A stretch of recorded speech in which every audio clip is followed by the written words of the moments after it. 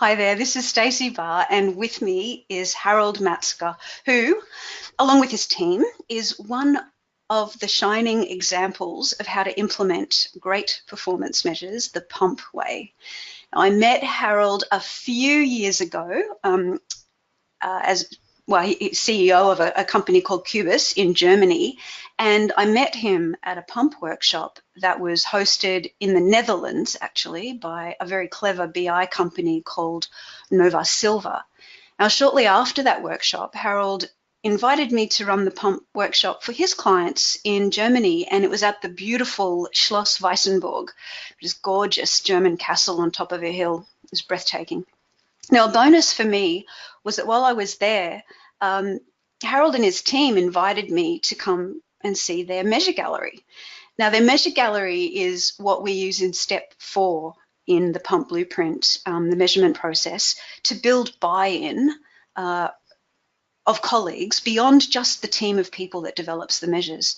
Now, I was so impressed with the work that the Cubus team had done on developing their measures that I was so keen to stay in touch with Harald about their progress. And recently, Harald told me that he'd written up an article about the experience for a publication called The Controlling Berater, and it inspired me to interview him also about the Cubus journey with PuMP. So Harald, thank you so much for sharing your time with me and our listeners. It's a pleasure. Thank you, Stacey, for inviting me to that interview. How about we start with you telling us a little bit about Cubus and your role as CEO? Yeah, so Cubus is an IT company, and we are providing software and services in the BI and performance management space, and we do that for more than 25 years. If people ask me what the company is really doing, there's one sentence I tell people. I say, we help our customers to get out of spreadsheet hell, which a lot of companies are still in. And as a CEO of Cubus, I'm responsible for strategic direction. Personally, I think strategy is great, but strategy is nothing without execution. So I also feel very responsible for the strategy execution. And this also relates to PuMP. And I'm also representing Cubus. As a background, I'm a financial analyst. So I started with my career at Hewlett-Packard. And so I also serve as CFO in the company, and I'm responsible for one of our long-term objectives. So within the pink circle of the result map of Cubus, there's something that says solid financials, which means we want to make sure that we are profitable in each quarter, and that even if we get no cash in, we are able to survive the next 3 months from a cash perspective. And by the way, actually, we're at 9 months, so we are pretty happy that we are able to achieve our goals there. That's fantastic.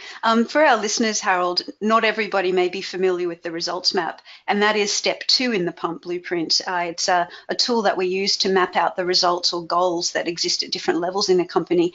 And what Harald just told us about what he meant by solid financials is a perfect example of how to make a really strategic goal much more measurable. You heard just how clearly he explained it. So, very well done, Harald. Thank you.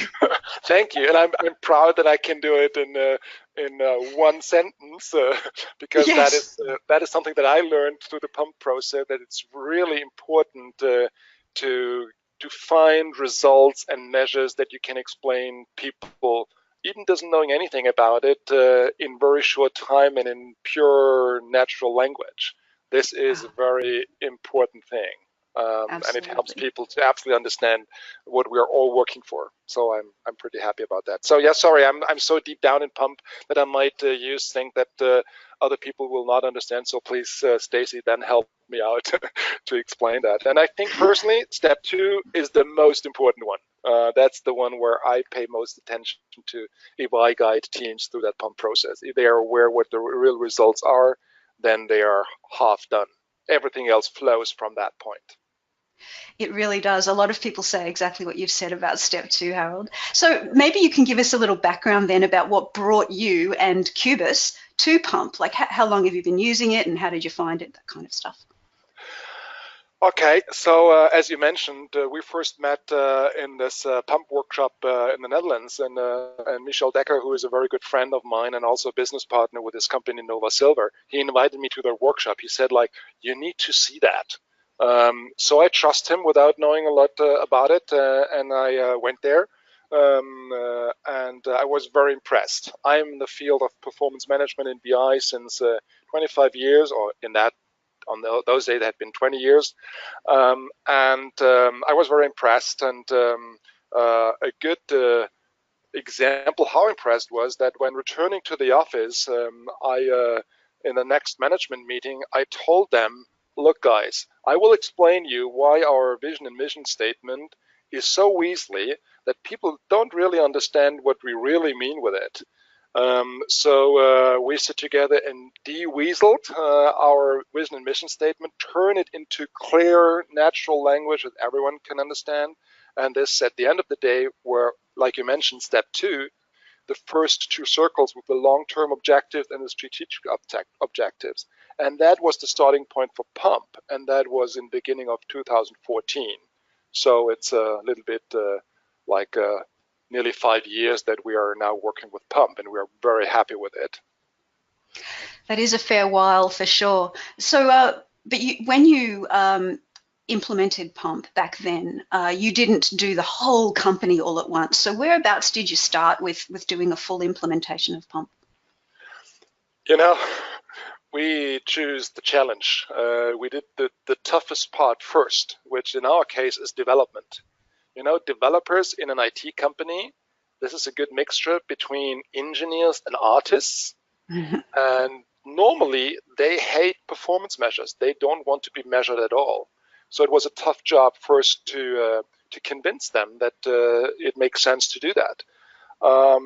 And then guide them through the PuMP process. It was the first one I did. So, but at the end of the day, I think we had a very good buy-in from them, and that's the key thing. And they did a fairly good job for the first one. Not a perfect one, but a good one. And then we did the support team in 2015. And then the other 3 teams, admin, HR, consulting, and business development, which in our case means sales and marketing, they started their PuMP process in 2017 and finished them end of 2017, and 2 teams finished them beginning of this year. So now all the teams have run their PuMP processes, have their results map, have their objectives, have their targets, and are now, the complete company is now working on PuMP. That's fantastic. And it was the very first team, Harald, the development team, it was their measure gallery that I went to visit, wasn't it? Exactly. That was, I think that was very impressive for the team that due to the timing, we could arrange that this measure gallery was at the end of our 2-day workshop at Schloss Weitenburg. And then they had been very proud that you, Stacey, had been part of the measure gallery and gave them feedback. And I think this is very interesting to have someone who knows PuMP very well, obviously, or invented it, or created it, or developed it, or whatever you call it, and then get feedback from someone like that. That was very helpful and very motivating for the team. So thank you for being there. And yeah, we still have a lot of very good memories from that date. So do I, and I loved having an invitation to be there. And I do remember when I was writing my feedback in the measure gallery, on all the little post-it notes where I wrote my thoughts, I think I put a little S or a Stacey in the corner, just so that they knew which feedback came from me. And then one of your team very gently reminded me that my feedback would be the only feedback written in English. All the rest of the feedback would be in German, so it would have been obvious anyway. Yeah, but by the way, we took that idea, and now when we are doing measure galleries, people are asked if they want to write down their abbreviation of their names. We all have these in the company, and so everyone knows if there is HM. This is that's Harald giving that feedback, and that helps sometimes in the process after the measure gallery, where we review the feedback to understand, oh, we don't quite understand what he meant with that. We can go back to him and ask. So we took that idea. So yeah, Was not necessary for you, but it's very helpful for all others. So you've benefited from my embarrassment, which is good. Now, that measure gallery went beautifully. It was a shining example of how a measure gallery should be done, and the energy in the room was great. But when we implement a new methodology, it doesn't always go really well all the time. So, Harald, what challenges did you have implementing PuMP along the way? We had very different experiences in the different teams. Teams with an operational focus, like support or consulting, or even the sales and marketing guys, they already had measures. So it was more a challenge like get rid of the ones that were not helpful and that were not in line with the concept, and design the right ones for the future. Development is still a challenge. They didn't have any measures before, and for me, it's very important to see how does the teams themselves use the measures. And we can see, for instance, in development, they only used a part of their measures. So for me, that gives a sign like, oh, they are not really convinced that the other ones really help them. So, and that was one of the reasons what they had to revise that and look at it, and they now have an updated result map and updated measure design. So we will see in the next time if that turns out to work better. And if I'm talking about the process, in step 3, there is when you do the measure design, there is something that is called the sensory specifics. Yeah. And my feeling is that a lot of people are struggling with that, because in business, they are never asked about such a thing. And they have a hard time in a conference room to be creative enough and turn themselves into just the sensory specific thing. But it's a very key thing in the measure design. If they do a good work there, all the other thing in the measure design flows out of that.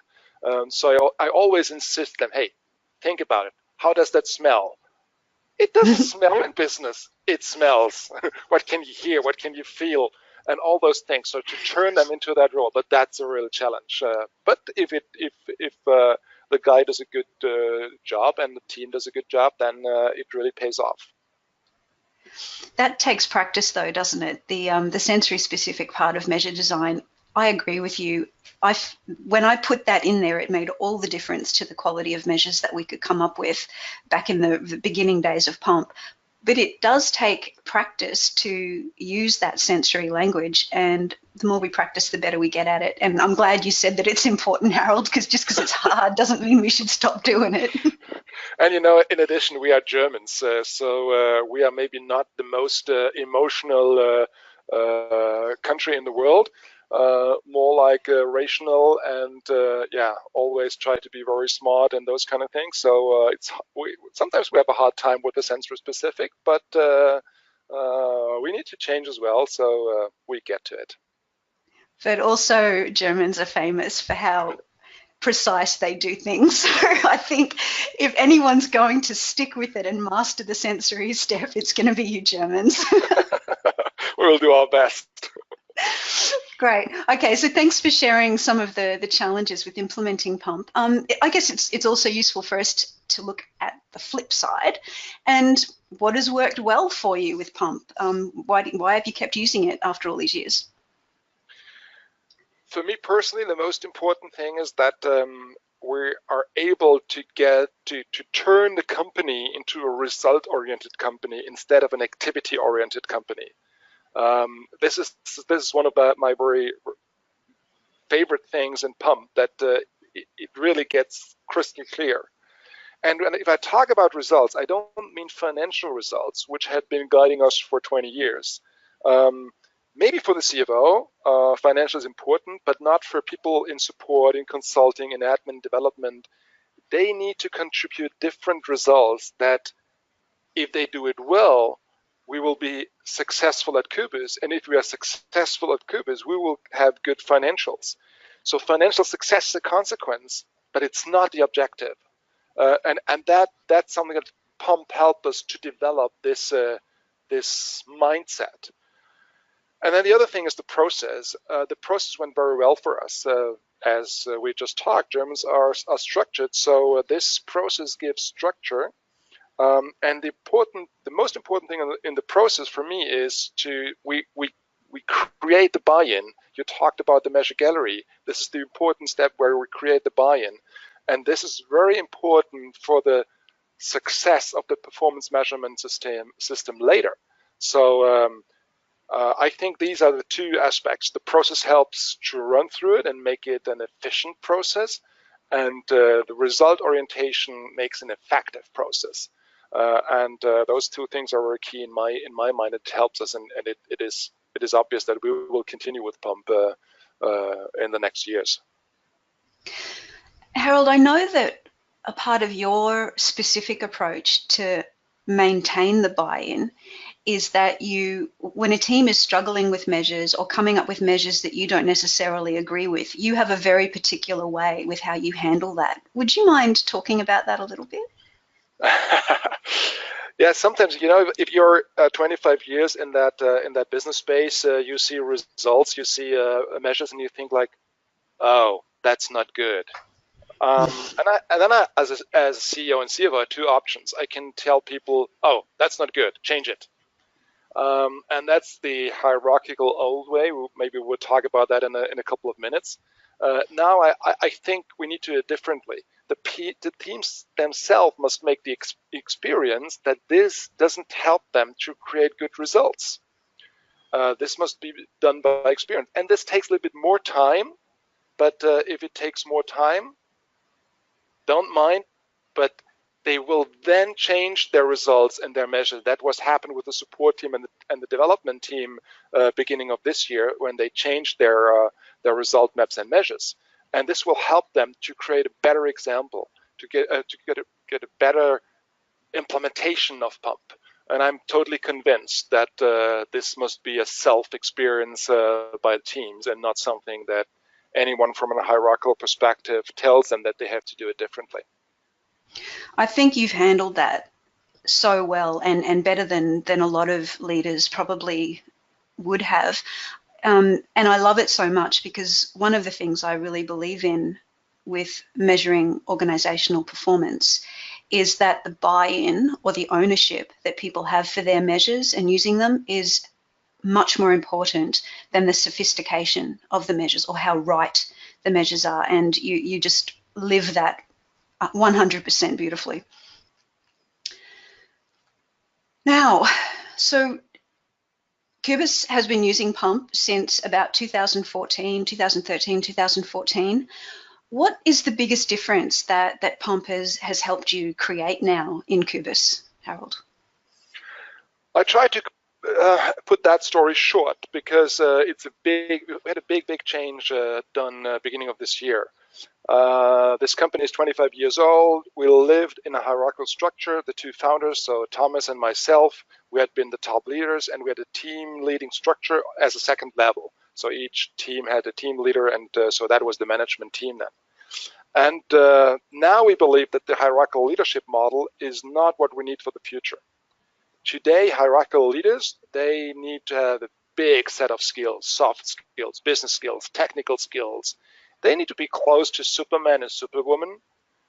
And we believe that we have a lot of talented people in our companies, but we don't have enough Superman and Superwoman for the future, for the growth of the company, and and for the time when Thomas and I might go. I don't know what the English word is, but when we finish work. Retire. Exactly, thank you. When we retire one day. So we make a decision to completely get rid of the hierarchical structure, including the top management. And now we have 35 people in the company, and we group them in 5 teams, and these 5 teams are working self-organized. So there is no more boss in those teams. The principal rules is that the one who's the expert in a domain, he takes all the decisions in domain, and he's also responsible for the result that he will create with those decisions. So And the role PuMP is playing in that organization is a very key thing, because each team has now created his own result map and defined their measure and their targets based on the long-term and strategic objectives of the company. So it fits together, even if they work each individually in their teams. And PuMP allows them to measure if they create the right results, if they work towards their targets, or if they need to change the way they work. There is no boss anymore who tells, you are doing the wrong things, you need to do that this and this way. No, the team needs to identify, we're on the wrong way, we need to change our processes, we need to change our structure, we need to change the roles, and so on, to achieve the targets and the results we defined. So I think in self-organized teams, PuMP results and measures are very important. And I don't think we had been able to do that step and to do it successfully without PuMP. So PuMP is key for us now. It had been important before, but now it's key. This impact that you've just described, Harald, has completely opened my eyes to the possibility of not just PuMP, but a really, really deliberate and egalitarian or fair approach to measuring performance. I always believed that PuMP would make the kind of conversations we have about results and performance and what we're achieving to become more intelligent conversations and more constructive conversations. But you've taken that to the next level where it's actually changed the structure of the way the company works. So I so love that you've managed to achieve that. And rest assured, I'll be staying in touch with you to find out how that continues as well. Yeah, we are all very curious to see where this will take us. But I can now say, when we had a customer meeting in March, and I explained to the customers what we want to do, and I asked them to come back to us if they encounter any issues and anything, if they think we are in chaos or something like that, please come back and see me. No one came up, yes. And if we look at the results that we have, actually, I think with a transformation like that and the results we actually have, we are doing a brilliant job, and I hope it will continue like this. And why do I know that the results are brilliant? Because I have my PuMP measures. Very well said. So Harald, given that, where will cubus go next with PuMP and with performance measurement?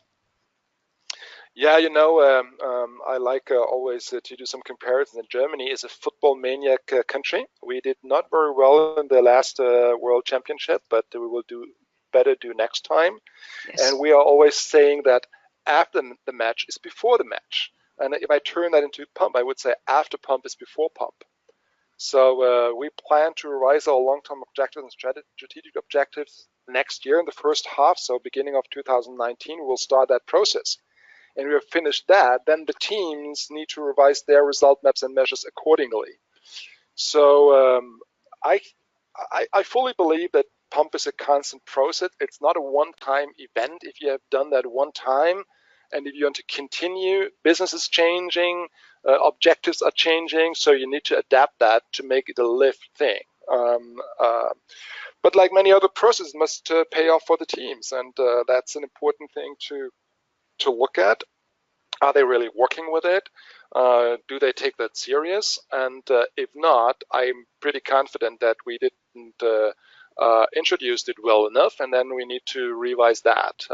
But at the moment, I'm pretty confident that this will be a constant process that teams will continue working on it, not only using it, but also enhancing it and acting accordingly.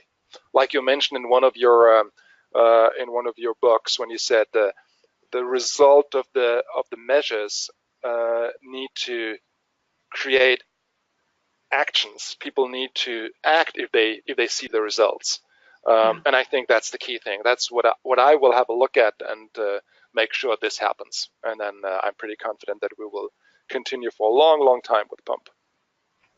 You've already been using PuMP for a long time, and you've immersed yourself in it, like you said at the beginning of our interview, Harald, that you take responsibility for this. You see this as part of what your role should be doing.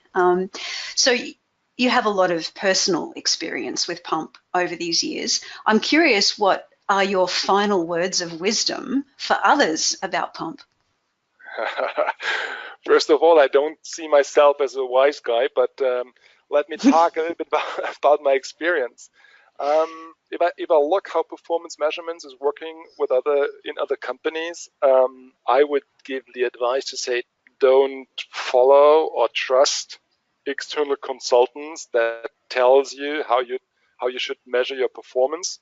I think every company needs to find its own way, and people within a company, they know much better what they really need for the company, and the PuMP process helps them with the structure and with the process to explore that and bring that.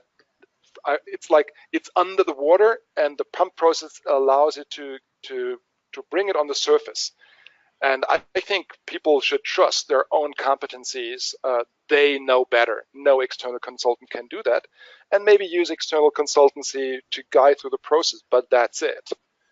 And if you're running the process, my favorite one, and I think through all the processes I had the pleasure to be part at, I always tell people, be practical, not perfect. Maybe the most important one for Germans as well.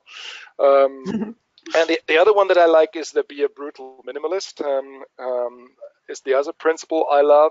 So with these two in mind, and with this general trust yourself, I think every company can have a great time in the process and a great time with the results that they create through the PuMP process. They are wise words, Harald. Thank you.